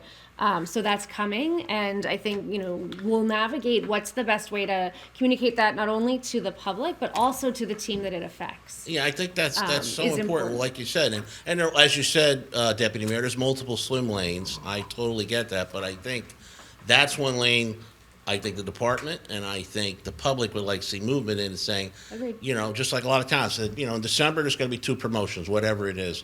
And now obviously you got to backfill those spots, and I get it leads to overtime. I understand all that, but we've lost 2 years, in that particular category. And I don't want to see 2 years further, we're still treading water at the same thing. And no deference to Director Peoples. He's more than qualified to do everything. And I know he'll be an excellent mentor. I just think it needs just to be clear that that's really the goal, is to foster Yep. and help the Yep, department. agreed, and I think it's A, thank you for coming to speak to that. B, I think there's certain things that are already in play, in motion, so that's good. I think there's opportunity that still needs to be done, and including transparency to it, not only to the community, but also to the team that it affects. And I think hopefully, I don't know, in your opinion, based on the confirmation that the chief will still, that role will still Yeah, I be think that there, makes does us that feel better. Okay, Yes. like in your opinion, based on, your Yeah. community We're all connection, on the does that same feel page, better? Frank. And and a lot of people have reached out, because a lot of people aren't comfortable coming up and speaking. Me, obviously, you can't get enough of me, I know. Well, that's also but- on our list, to make sure we hear the voices that Right, might not but a be lot of comfortable people- or might not be able to come to Right, speak or to it. they're Thank just, shy, and they've reached out, and they were very concerned, because they were concerned we were going in the wrong direction, Yep. per se. Fair. And if you're leaving that the way it is, and leaving that spot there, and the mentorship program gets going with the staff, then we're looking forward to seeing the positive fruits of it. Let's Yeah. bury that and let's move forward. Yeah, let's Thank get moving, I think, is what everybody's, Exactly, that's And let exactly it. and with Yeah. and get the plan out Yeah, there. we got Agreed. to get things moving forward, that's all. All right. Thank you. Thank you. thank you.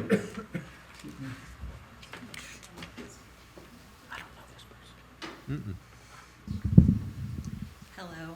Hi. I have a big smile on my face because you guys made my job easy today. I came today to request Nari Suarez from Millington. Hi. I came today because I wanted to make a request for a study for that corner, the infamous Northfield and Valley. Just because I have it, I wanted to give you guys my, Absolutely. Is that the one Chris Peruna showed? You're the one that put that together? Yes. Oh, okay, Chris sent it that. yes. 2 weeks ago. Thank you. And I added a few other things to it also. So I'd like to just start with page 3. I should have ordered this better. I saw this. So on page 3, this is, and also I want to thank the police department for being so cooperative of getting the Oprah reports to me at my request. It was a very easy, nice process. Thank you. If you look at the chart, this isn't a chart that I plotted on my own. It was generated by plugging in the dates.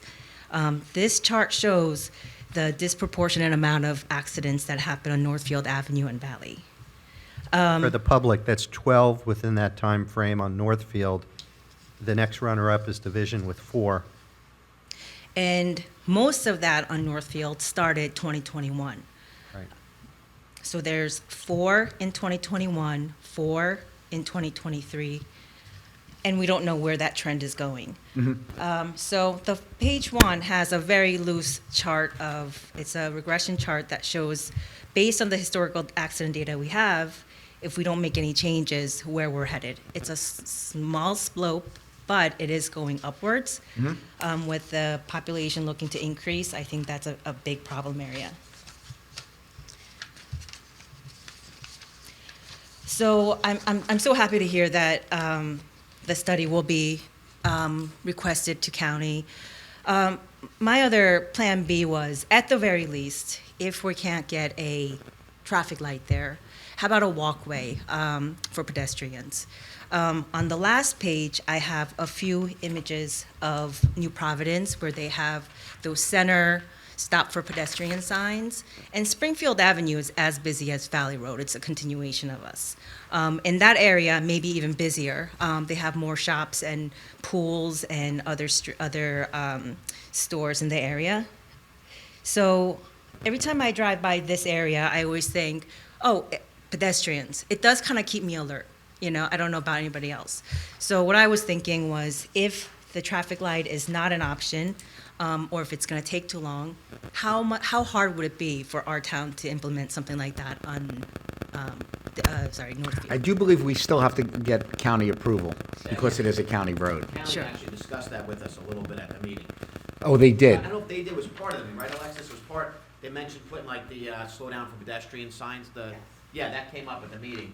And actually, we talked about her chart at the meeting because she gave it to Chris Bruno, who gave it to me, and we talked about it at the meeting, so it was very helpful. It's good to see the person that actually Yes, put it we together, should- not Thank Chris. Thank you. I love facts and figures, so thank you. Thank you. I feel like, data doesn't lie, and we see a huge, a huge difference with Northfield.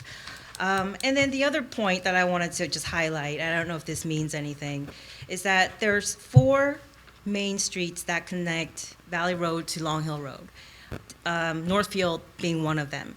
The other one is Main Street, Morristown Avenue, and I guess the other one is Mountain. So all those streets have traffic lights except for Northfield. And Northfield has a school on that road. All the traffic from Basking Ridge, when they're coming to Valley Mall, I imagine would come through that road. And so if you flip to page 2, you'll also see that most of the accidents that occur are non-Long Hill residents. So out of those 12, 8 of those accidents were non-Long Hill residents. Yeah, and I think you made a very important point. Even though it's 12, the reality is 19 and 20, there was only 1. Yeah. But the trend seems to be consistent now. It is increasing, and to what Scott said earlier, we don't have that much additional housing in Long Hill. We'll get some because of the Tifa development and stuff, but that's not where this traffic's coming from. Yeah. Everybody who lives in, it appears, in Watchung, Warren, and Bernardsville and Bernards Township Dewey Meadows. shop at that shop right. Yeah. So, And I listed the towns too, so you can see where people are coming from. And you'd be surprised to know that a lot of these accidents are happening in the early hours of the morning, between 7 a.m. and 9 a.m. And sadly, but truthfully, most of those accidents, 10 of them are ages from 65 to 80. So it's not teenagers driving too fast. It's people that are. so it's not distracted young kids. It's not distracted young kids, correct.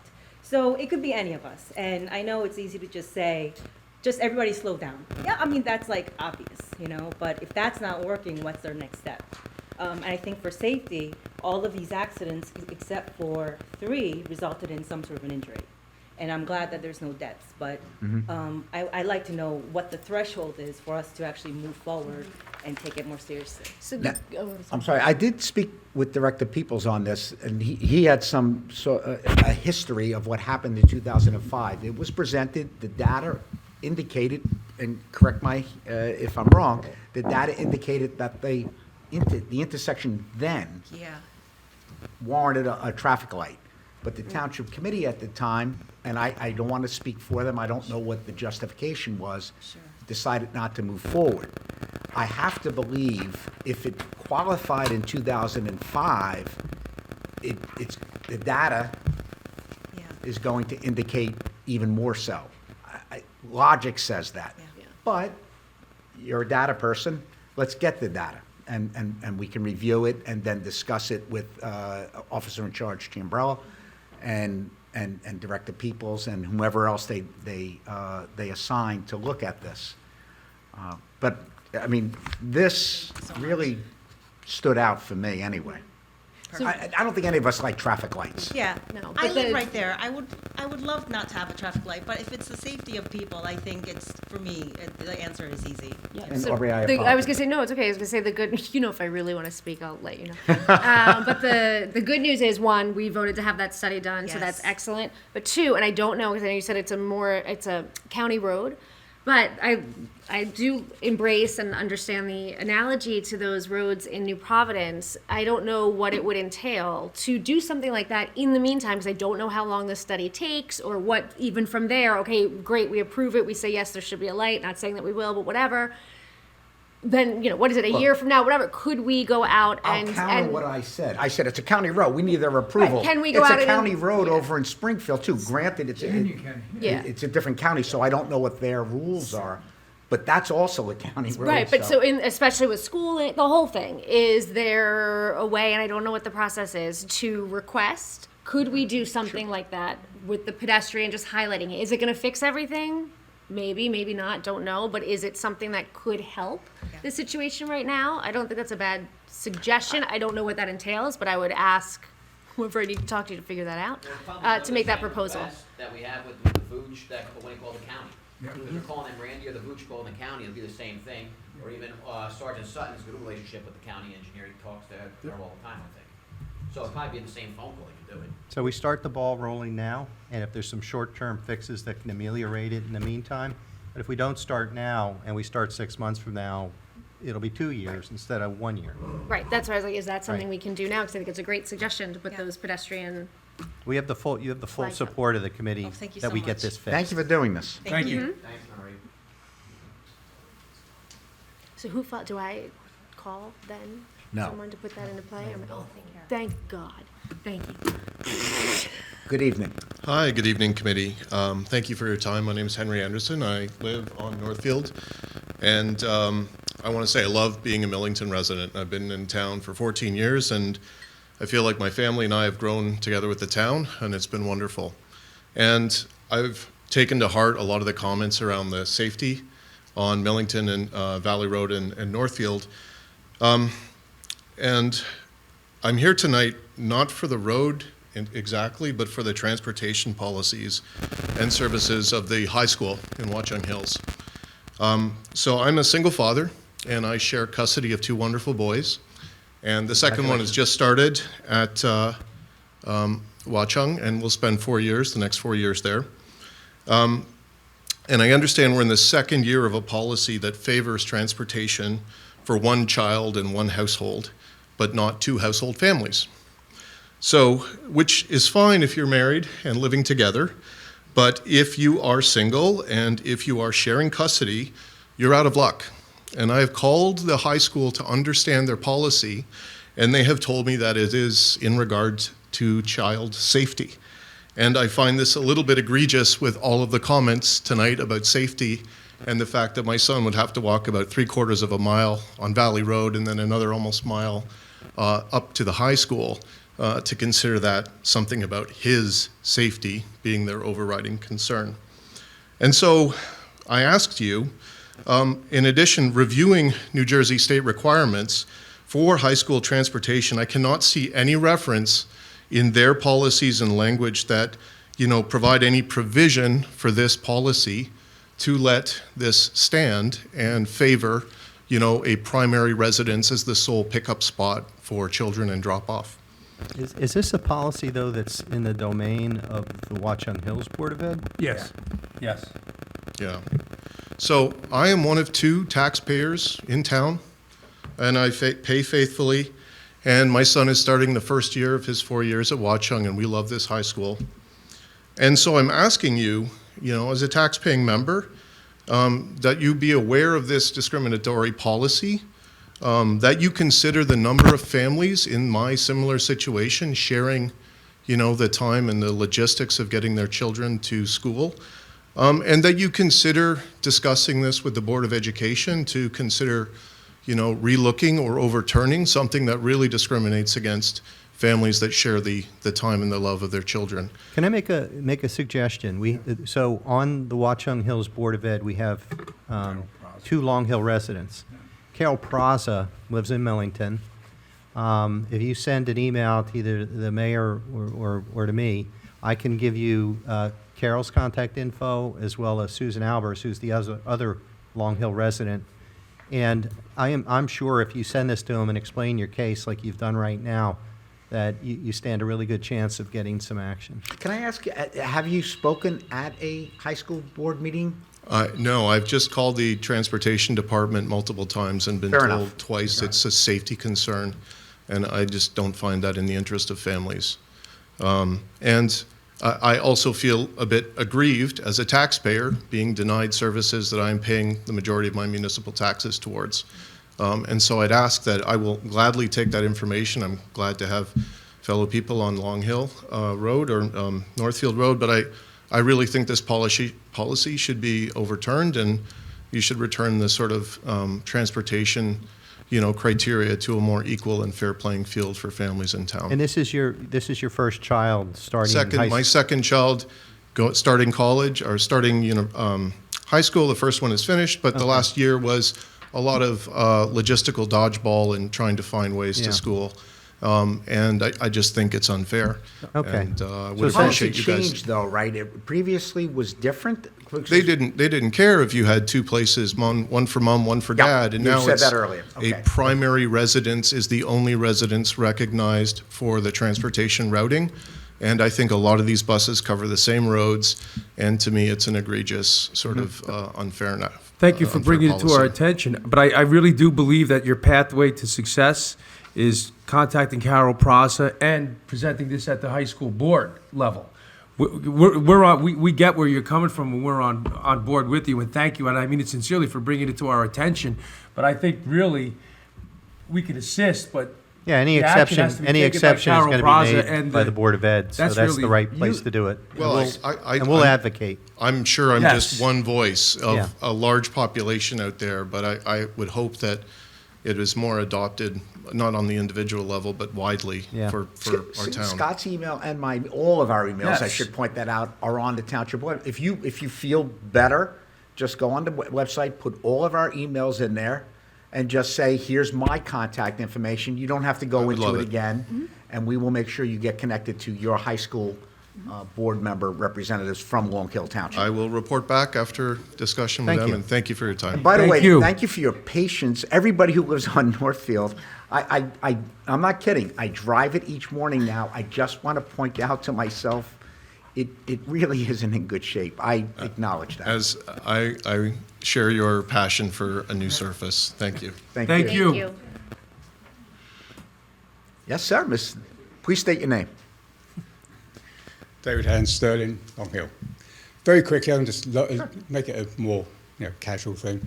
So I just wanted to say to Brendan, I wish he was here tonight, what I thought of his guidance and support on the planning board for at least 10 years and everything he has done in town.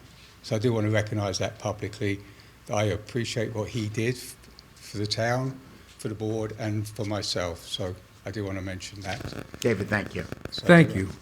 Very quickly, Matt, you talked about recycling. Yeah. One thing I have done, I've got a truck, right? So I've done my change to motor oil. I stick it in a 5 litre. Oh, we'll take that. And they take it. Absolutely. That pays because we use it for the furnace, right, Al? Yeah, so exactly. it saves, please. If you have recycled, if you change your own oil. So I just wanted to add, when you go through the list of things to recycle, reminded that's me. something that I think was very helpful. It was a And great it thing saves to do. money for the taxpayers too, because they're not paying for the gas down there. Exactly. I don't have to go down to another shop and try and get, it's just like a pain. Nope, you don't have to pay to get it. They'll take it there for free. Yeah, I just leave a barrel and I pick it up next day.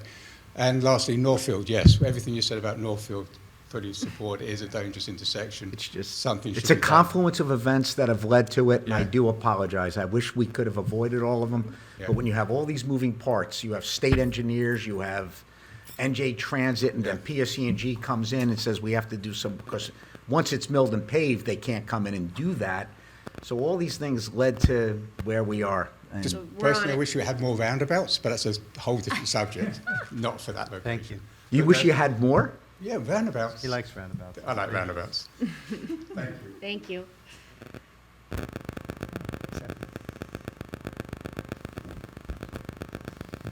Good evening, folks. Joe Fazzari, Pleasant Plains Road. Good evening. Yeah, good evening. Congratulations on your new role. Thank you. Best of luck. Thank you. I apologize. I came a little late, so it may have already been addressed, but I want to ask it anyway. So I saw the list of the roads that are being paved in the town. Can someone on the board explain or briefly tell me how that assessment is done in terms of which streets? I live on Pleasant Plains. The reason I ask is because I didn't see Pleasant Plains on that list, and it's a main thoroughfare. I mean, people are constantly going through it, so therefore there's a lot of wear and tear on that particular road. And I should have prefaced this by saying the DPW has done an extraordinary job. Every time I ask them to come out, because there's a buildup of ice on the road, there's no sidewalk, and so they come out, they break up the ice because of potential accidents and what have you.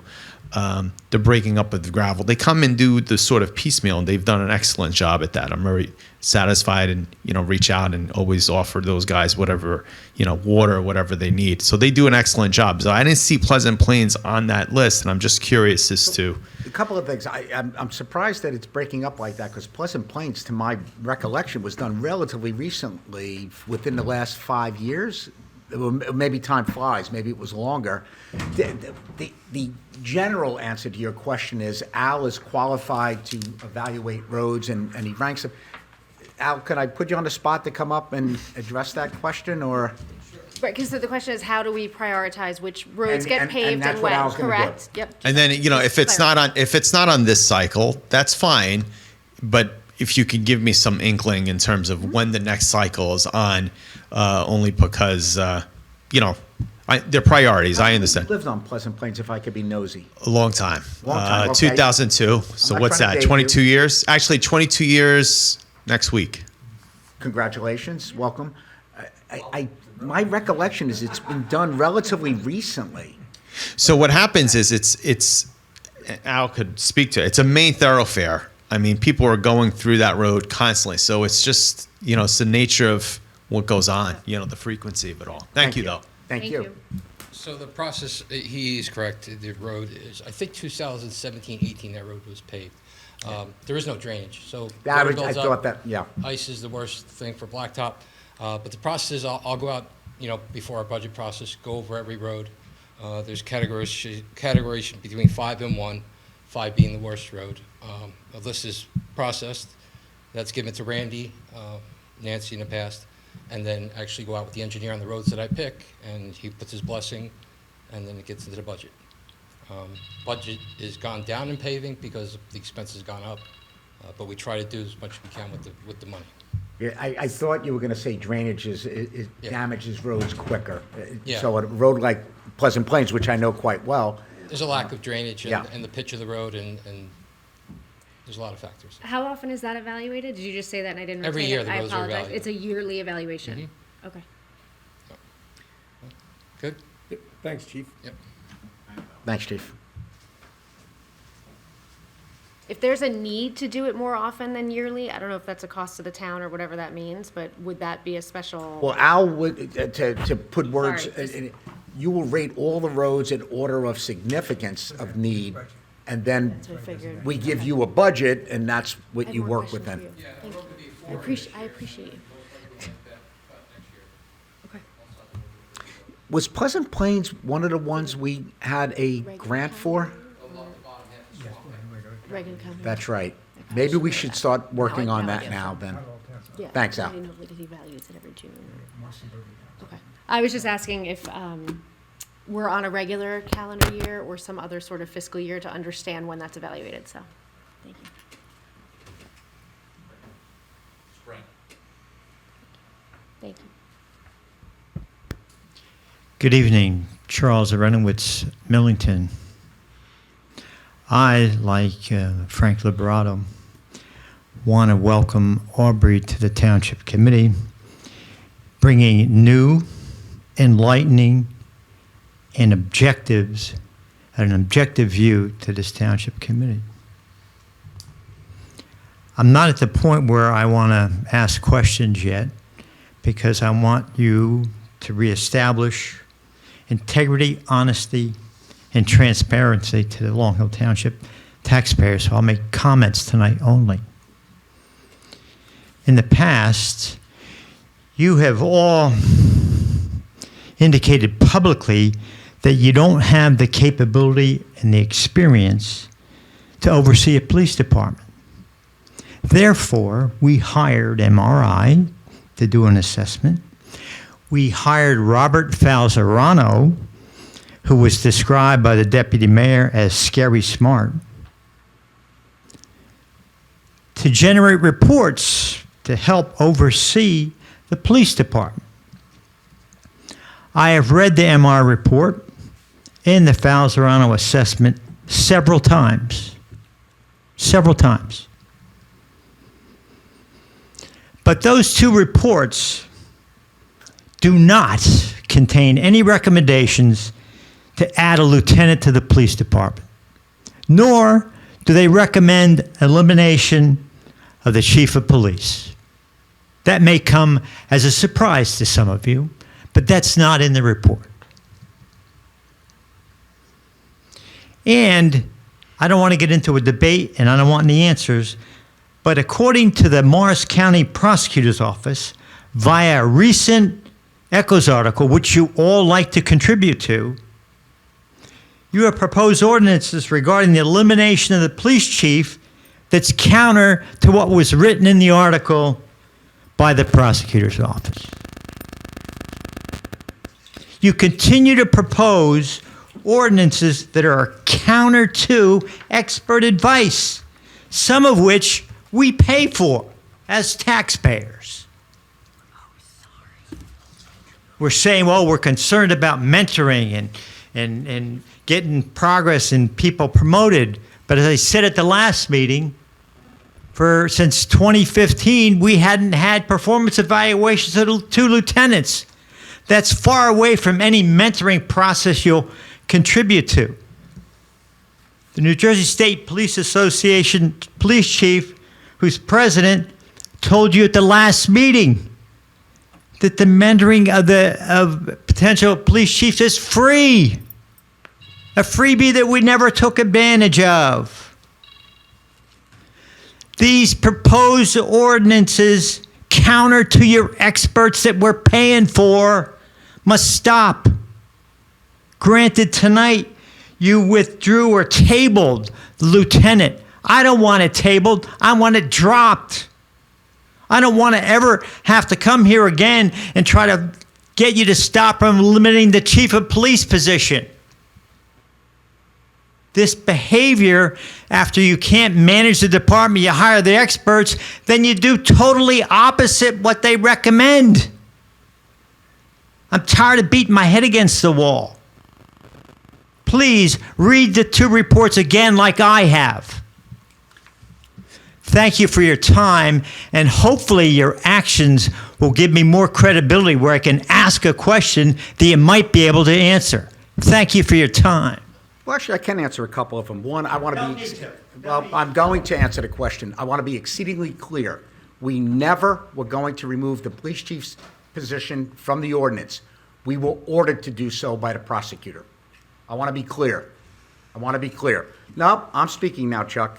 Number 2, just because, and I do agree with Deputy Mayor Lavender, former Chief Bob Falzarano is scary smart. Doesn't mean I agree with all of his recommendations. I do not support, in this current moment, promoting somebody to captain. So the lieutenant position, rather than have a captain, I think makes more sense. Hence why I support the lieutenant's position. It's not an additional position. And I want to be also clear, I think the Long Hill Township Police Department is outstanding. There are outstanding membership there. That's why Mike is here, to make sure the right people are put into the right roles, and I have 100% faith that the elected peoples will in fact do so. It's important that the folks, the men and women in Long Hill Township's Police Department, have visibility and clarity and into job advancement, career advancement. They deserve it. They've earned it. And so, but that takes time. We didn't get here overnight. We're not going to solve that overnight. And I have every bit of faith that we will get there. Okay. If advancements were important to you, we didn't have an evaluation of the 2 lieutenants for over 6 years. Can I chime in? How does he know that's not going on Well, right now? What I would say is, one, thank you. It's nice to meet you, and I appreciate your kind words, number one. I also appreciate your passion for Long Hill Township. So thank you for that. And I think also tonight we did say, well, at least like in my opinion, that we do need to evaluate the overall process and hear you that, you know, there's various things that you feel can be improved upon. And I think we're going to take it and evaluate it with the things that we spoke about earlier in terms of understanding the overall plan.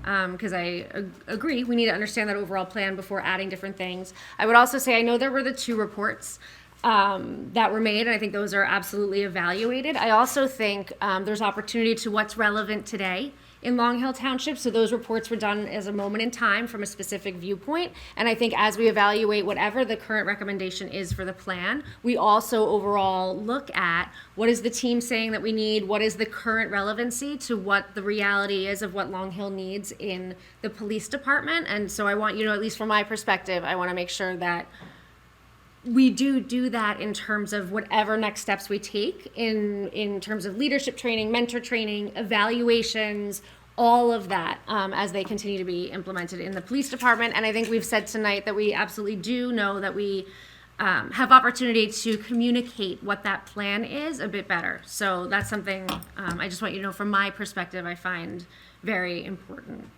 So Next. and hopefully we demonstrate it. Any other member of the public who is here this evening? Seeing none, Megan at home. If anybody on Zoom would like to make a public comment, please raise your hand now. I don't see anyone, Mayor. Thank you very much. So at this point, I entertain a motion to adjourn, and thank you, everybody, for coming here. Thank you. Thank you, everyone. I appreciate it. Yasmin, stay here. Yeah, Yasmin, I see you, if you don't mind. Can I go?